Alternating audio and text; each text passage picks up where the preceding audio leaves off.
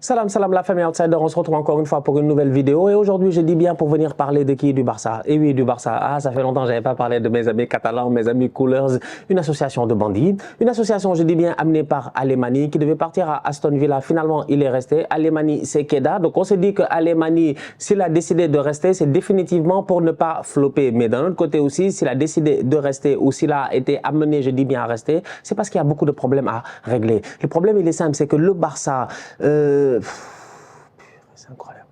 C'est que Bartomeu, c'est un tocard. Non, franchement, Bartomeu, tu peux t'asseoir, tu peux refaire l'histoire comme tu veux. Bartomeu, c'est un tocard. En fait, Bartomeu, c'est le master tocard. Tu peux pas faire plus nul que Bartomeu. Tu peux pas faire. Tu peux pas faire plus nul que Bartomeu. En fait, j'étais là, attendez, pardonnez-moi. Pardonnez-moi parce que j'ai été choqué, en fait. J'ai été choqué. Tu sais, il y a des choses que tu oublies. Nous, on n'est pas des fans du Barça comme vous. J'ai beaucoup de respect pour vous. Vous êtes très, très assidus. Vous connaissez très, très bien votre club. Vous savez ce qui se passe là-bas. Vous savez qui est sous contrat, qui n'est pas sous contrat. Nous, on suit, je dis bien, la saison. On regarde la pré-saison. On regarde les recrutements. On essaie d'avancer. Franchement, on peut pas saturer, je dis bien, notre cerveau avec trop d'informations. Cependant, il y a certaines informations. Quand on me les partage, je deviens choqué. Non, je deviens choqué. Que des tocards. Samuel Umtiti, Clément Langlais, Serginho Dest. Mais c'était 50 millions de salaire. Umtiti seulement, c'est 20 millions de salaire. Mais Bartomeu, il a renouvelé les contrats pour aller où? Mais lui, il renouvelle les contrats, genre, c'était...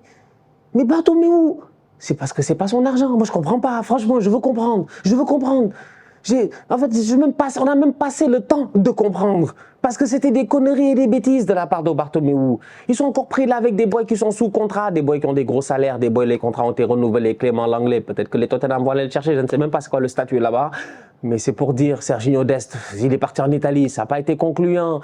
C'est compliqué. Tu as encore des gars, ils sont là, des Ferran Torres, des Sergi Roberto, des Ansu Fati, des boys qui doivent se gérer, sincèrement. Donc aujourd'hui, tu as des salaires qui sont là.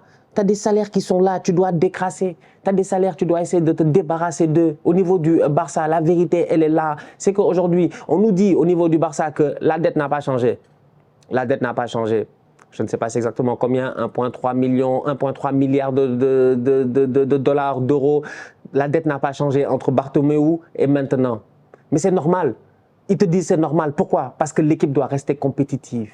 Les gars doivent continuer, je dis bien, à se battre. C'est le Barça. Tu n'as pas le droit d'avoir 1 année, 2 années, 3 années de mou. C'est pas possible. Ça fait déjà combien d'années qu'en Ligue des Champions, ils ne se gèrent pas. C'est déjà grave. L'année passée, heureusement, ils s'en sont sortis. Ils ont réussi à gagner ce championnat-là. Ce qui a été une bouffée d'oxygène pour cette équipe. Donc du coup, on s'attend à ce que durant les prochaines années, le Barça soit compétitif. Mais pour être compétitif la saison passée, il a fallu faire quoi? Jules Koundé. Il a fallu faire quoi? Lewandowski. Et j'en passe. Il a fallu aller chercher des top players pour ramener ton effectif à un certain niveau. Ça montre à quel point aujourd'hui, le Barça, il y a plein de choses qui ne marchent pas. En fait, il y a des fuites d'eau. Il y a des fuites d'eau partout, mais on est là à mettre du chewing-gum. Genre, ça va durer longtemps. Mais mon gars, gère-toi, franchement, gère-toi, va faire des trucs d'étanchéité. Moi, je suis pas maçon, mais je connais, franchement, mais de l'étanchéité. Tu peux pas juste venir mettre de la peinture comme ça, comme un tocard, s'il pleut, ça va pas marcher. Il faut mettre de l'étanchéité, mon gars. Aujourd'hui, au Barça, on a besoin d'étanchéité. C'est pour cela qu'Alemany est resté. C'est pour cela que Deco, il est là. Parce qu'ils ont besoin d'une équipe de gangsters. En fait, le Barça est dans de sérieux problèmes. Je dis, il n'y a pas de problème. Il n'y a pas de problème, les gars. Moi, dès que je dis ça, ils ne vont pas aimer, ils vont se fâcher. Mais la vérité, elle est là. C'est que tu as besoin d'avoir de la stabilité financière. Aujourd'hui, tu ne peux pas l'avoir réellement parce que la concurrence est rude autour de toi. Tout le monde recrute. Tout le monde essaie d'aller le plus vite. Les gars veulent être les plus performants. Toi, tu as le nom, tu as tout ce qu'il faut. L'année passée, c'est comme ça que tu t'en es sorti. C'est avec le nom. Tu nous as sorti les leviers financiers à gauche et les leviers, je dis bien, économiques à droite. Tu nous as sorti les BLM, les Barça Licensing, Merchandising. C'est quoi ça? C'est à cause de ton nom. C'est parce que tu es le Barça. Parce que tu n'es pas n'importe qui, sincèrement. C'est-à-dire que tu viens à la table, quand tu arrives, si la table elle est pleine, il y a certains clubs, ils doivent se lever et te laisser t'asseoir. C'est ça ton aura, en fait.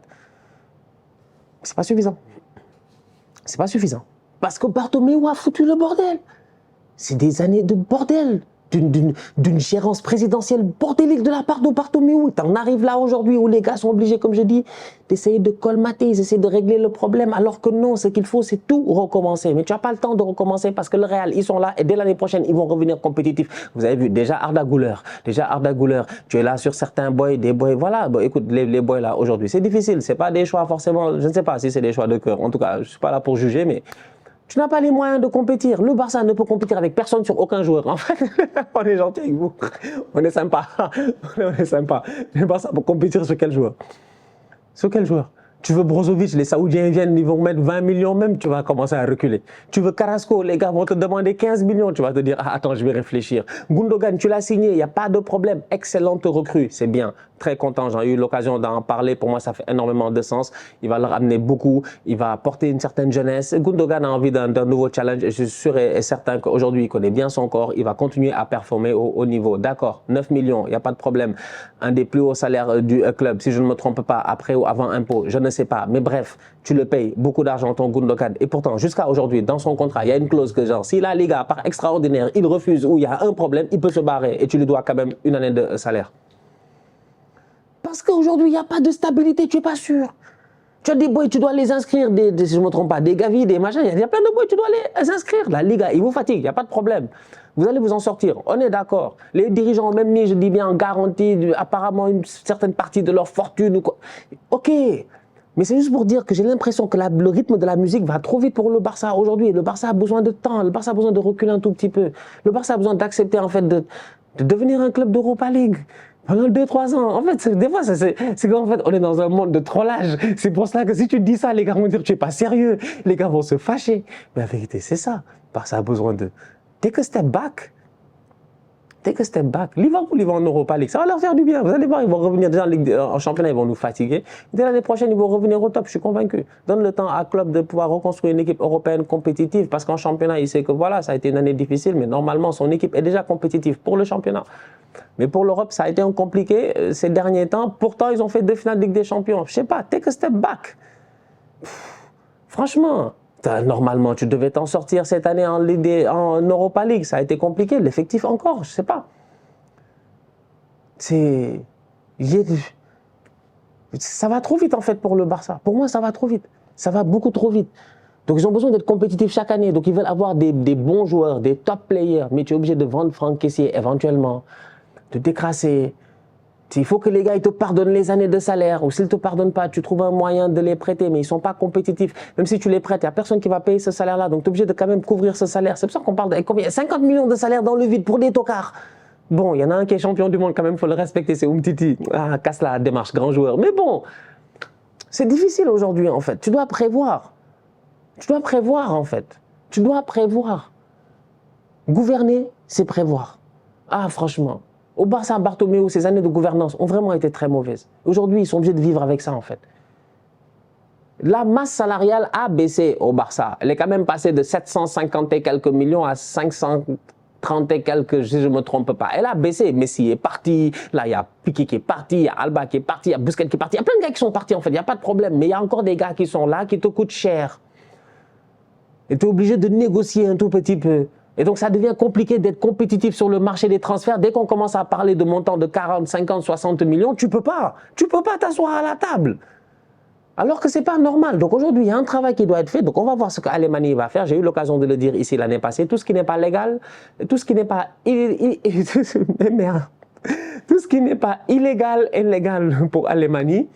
Il a décidé de rester. Et comme je dis, c'est définitivement pas pour flopper. Deco s'est rajouté.